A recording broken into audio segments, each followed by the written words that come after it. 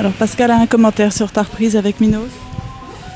Je suis assez déçu parce que je m'attendais à mieux, que le cheval a tourné tout au long de la saison à 70% de moyenne et là j'ai 62%. Donc c'est en dessous de ce qu'il peut faire. Le cheval avait bien évolué, il bouge bien, maintenant il peut faire très bien. Et puis je l'ai un peu perdu dans la connexion, en rentrant sur l'aire définitive, l'aire principale. Voilà, et puis j'ai pas réussi à le récupérer. Il n'était pas très concentré, pas suffisamment tendu. Et voilà, du coup j'ai des épaules en dedans sur la ligne du milieu, notamment où le cheval est très flottant. Il fait des fautes là-dessus. J'ai un changement de pied qui passe pas, alors que c'est un cheval qui passe très très bien un changement de pied. Il était très bien là tous les jours qui précèdent l'épreuve, mais bon, c'est comme ça. Voilà. Il a manqué des points un petit peu partout finalement.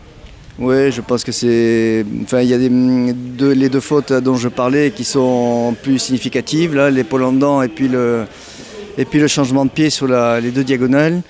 Après, je pense, oui, c'est le fait que le cheval soit pas suffisamment tendu normalement entre mains et jambes qui fait que du coup je descends peut-être d'un point sur chaque figure. Voilà, et sinon donc, tu es ouvreur pour l'équipe, donc sur le cross tu vas partir dans les tout premiers de l'épreuve, c'est une place qui te convient? Ouais, je trouve que c'est plus gênant pour le dressage puisqu'on sait toujours qu'on est quand même mieux noté le deuxième jour ou même l'après-midi.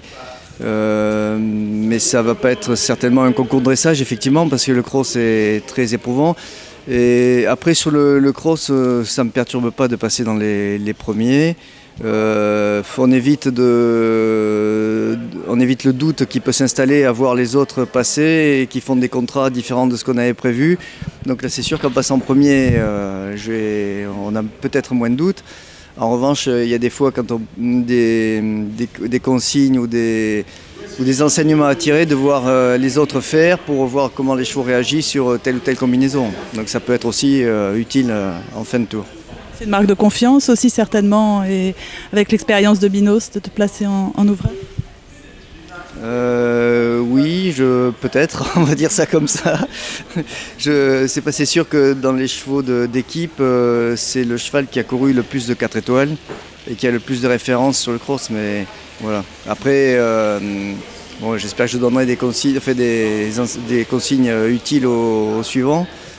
Et voilà, mais c'est pas parce que c'est un bon cheval de cross que les choses sont faites tout de suite. Merci Pascal.